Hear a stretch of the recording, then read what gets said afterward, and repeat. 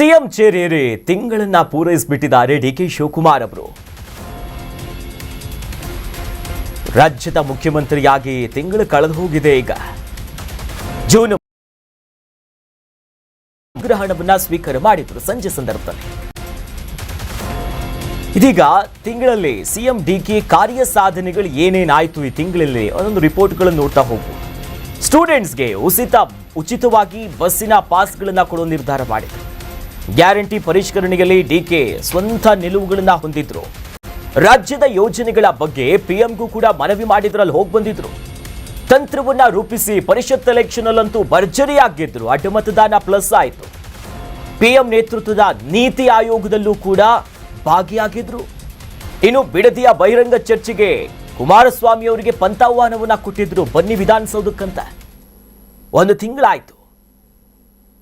DK Shivakumar ಎಂಬ ಹೆಸರಿನ ನಾಡು ಅಂತ ರಾಜ್ಯಪಾಲರ ಸಮ್ಮುಖದಲ್ಲಿ, ಅದರಲ್ಲೂ ಕೂಡ ರಾಜಭವನದಲ್ಲಾದಂತಹ ಪದಗ್ರಹಣ ಕಾರ್ಯಕ್ರಮ, ಸಿದ್ದರಾಮಯ್ಯನವರ ರಾಜೀನಾಮೆ, ಸಿದ್ದರಾಮಯ್ಯನವರ ರಾಜಕೀಯವಾದಂಥ ಒಂದು ಯುಗಾಂತ್ಯ ಅಂತಾನೆ ಹೇಳ್ಬೋದು. ಅದು ತದನಂತರ ಅಧಿಕಾರಕ್ಕೆ ಬರ್ತಿದ್ದಂತೆ ವಿದ್ಯಾರ್ಥಿಗಳಿಗೆ ಗುಡ್ ನ್ಯೂಸ್ ಕೊಟ್ಟರು. ಫ್ರೀ ಬಸ್ ಪಾಸು ಎಲ್ಲ ಶಾಲಾ ಕಾಲೇಜು ಮಕ್ಕಳಿಗೆ. ಗ್ಯಾರಂಟಿ ಯೋಜನೆಗೆ ಸಂಬಂಧಪಟ್ಟಂತೆ ಸರ್ಜರಿಗಳಾಗ್ತಿದೆ.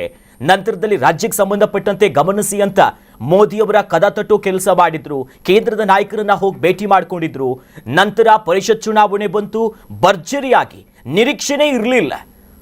NDA ಅಭ್ಯರ್ಥಿ ಗೋವಿಂದರಾಜು ಗೆಲ್ತಾರೇನೋ, ಮತ್ತೊಂದೇನೋ ಆಗುತ್ತಂತಂದ್ರೆ ಬಹಳ ಈಸಿಯಾಗಿನೇ ಕಾಂಗ್ರೆಸ್ ಅಂತೂ ಗೆದ್ಕೊಂಡು ಬಂತು. ರೆಸಾರ್ಟ್ ಪಾಲಿಟಿಕ್ಸ್ಗಳಾದರೂ ಕೂಡ ಭರ್ಜರಿಯಾಗಿ ಗೆದ್ಕೊಂಡ್ರು. ಬಿಡದಿ ವಿಚಾರದಲ್ಲಿ, ಟೌನ್ಶಿಪ್ ವಿಚಾರದಲ್ಲೂ ಕೂಡ ಗರ್ಜಿಸಿದ್ರು. ಆದರೆ ಬ್ಯಾಕ್ಲ್ಯಾಶ್ ಆಗ್ತಿದೆ ಅನ್ನೋದನ್ನ ಅರ್ಥಕೊಳ್ತಾ ಇಲ್ಲ ಇನ್ನೂ ಕೂಡ. ನಂತರದಲ್ಲಿ ಕುಮಾರಸ್ವಾಮಿ ಅವರಿಗೆ ಹಳೆಯ ರಾಜಕೀಯದಂತೆಯೇ ಸವಾಲು ಹಾಕಿದ್ರು. ಪ್ರಜಾ ಸೇವೆಯನ್ನ ಸ್ಥಾಪನೆ ಮಾಡಿ ಕಡ್ಡಾಯವಾಗಿ 10 ಗಂಟೆಯ ಲಾಗಿನ್ ಯೋಜನೆಗಳು ಬೇಕಂತ ಹೇಳಿದ್ರು. ಮುಂದುವರೆದಂತೆ ತುಂಗಾಭದ್ರಾ ಅಣೆಕಟ್ಟೆ ಗೇಟ್ಗಳ ಉದ್ಘಾಟನೆಯಾಯಿತು. ಮೇಕೆದಾಟು ಪರವಾಗಿಯೂ ಕೂಡ ಗಟ್ಟಿ ನಿಲುವನ್ನ ಹೊಂದಿಕೊಂಡಿದ್ದು ಮುಂದಿನ ಅವರ ಕಾರ್ಯಚಟುವಟಿಕೆಗಳು ಹೇಗಿರುತ್ತೆ ಅನ್ನೋದ್ರ ಮೇಲೆ ಸಾಕಷ್ಟು ನಿರೀಕ್ಷೆಗಳಿದೆ. ಇದಕ್ಕೆ ಸಂಬಂಧಪಟ್ಟಂತೆ ನಮ್ಮ ಪ್ರತಿನಿಧಿ ಅಭಿಷೇಕ್ ದೂರವಾಣಿ ಸಂಪರ್ಕದಲ್ಲಿ ಜಾಯ್ನ್ ಆಗಿದ್ದಾರೆ. ಅಭಿಷೇಕ್, ಡಿಕೆ ಶಿವಕುಮಾರ್ ಸಿಎಂ ಆಗಿ ತಿಂಗಳುಗಳಾಗ್ತಾ ಇದೆ. ಈ ಒಂದು ತಿಂಗಳವರ ರಿಪೋರ್ಟ್ ಕಾರ್ಡ್ ಏನಿದೆ, ಅದರ ಹೈಲೈಟ್ಸ್ ಹೇಳ್ಬೋದು ಅಂತ. ಅಖಿಲೇಶ್, ಖಂಡಿತ ಅಧಿಕಾರ ಹಂಚಿಕೆ ಪರಿಪಾಲನೆ ಸುಸೂತ್ರ ಕಾರ್ಯರೂಪಕ್ಕೆ ಬಂದ ನಂತರ ಜೂನ್ 3ನೇ ತಾರೀಕು ಸಿಎಂ ಆಗಿ ಡಿಕೆ ಶಿವಕುಮಾರ್ ಪದಗ್ರಹಣ ಮಾಡ್ತಾರೆ. ಇಲ್ಲಿಗೆ ಅವರು ಸಿಎಂ ಆಗಿ 1 ತಿಂಗಳಾಗಿದೆ. ಆ ಒಂದು ಸಂದರ್ಭದಲ್ಲಿ ಡಿಕೆ ಶಿವಕುಮಾರ್ 1 ತಿಂಗಳಲ್ಲಿ ಮಾಡಿರ್ತಕ್ಕಂಥ ಕೆಲವೊಂದಷ್ಟು ಆಡಳಿತಾತ್ಮಕ ಬದಲಾವಣೆ ಮತ್ತು ಒಂದಷ್ಟು ತೆಗೆದುಕೊಂಡಿರ್ತಕ್ಕಂಥ ನಿರ್ಧಾರ ಭಾರಿ ಒಂದು ಚರ್ಚೆಗೆ ಕಾರಣ ಆಗ್ತಿದೆ.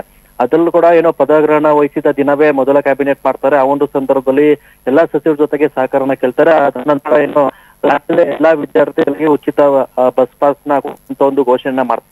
ನಂತರ ಮುಂದುವರಿತಕ್ಕಂಥ ನೀತಿ ಆಯೋಗದ ಸಭೆಯಲ್ಲಿ ಪಾಲ್ಗೊಳ್ತಾರೆ. ಯಾಕಂತಂದ್ರೆ ಈ ಹಿಂದೆ ಸಿದ್ದರಾಮಯ್ಯ ಅವರು ಪ್ರಧಾನಿಯವರ ನೀತಿ ಆಯೋಗ ಸಭೆಯಲ್ಲಿ ಪಾಲ್ಗೊಳ್ತಿರ್ಲಿಲ್ಲ.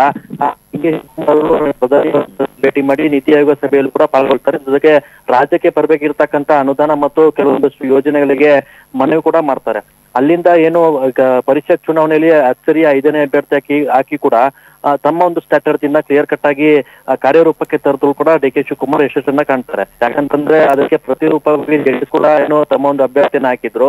ಆದ್ರೆ ಎಲ್ಲೊಂದ್ ಕಡೆ ಅವ್ರದೇ ಆದಂತ ಒಂದು ಸ್ಟ್ರಾಟಜಿ ಮತ್ತು ವಿರೋಧ ಪಕ್ಷಗಳನ್ನ ಅಣಿಯೋದ್ರಲ್ಲಿ ಡಿಕೆ ಶಿವಕುಮಾರ್ ಕೂಡ ಯಶಸ್ಸನ್ನ ಆಗಿದ್ರು. ಇದು ಸಿಎಂ ಆಗೋದಕ್ಕೆ ಅವರ ಒಂದು ಬಲ ಎಷ್ಟರ ಮಟ್ಟಿಗೆ ಇದೆ ಅನ್ನೋದಕ್ಕೆ ಕೈಗನ್ನಡಿ ಇರುವಂತ ಒಂದು ಉದಾಹರಣೆ ಆಗಿದೆ. ಇದರ ಜೊತೆಗೆ ಆಡಳಿತಾತ್ಮಕ ಎಲ್ಲಾ ಇಲಾಖೆಯ ಅಧಿಕಾರಿಗಳ ಜೊತೆಗೆ ಪಾರದರ್ಶಕವಾಗಿ ಒಂದು ಆಡಳಿತ ಕೊಡೋದಕ್ಕೆ ಎಲ್ಲಾ ಒಂದು ಕಚೇರಿಗಳಲ್ಲಿ 10 ಗಂಟೆಗೆ ಕಡ್ಡಾಯವಾಗಿ ಲಾಗಿನ್ ಆಗ್ಬೇಕನ್ನುವಂತ ಒಂದು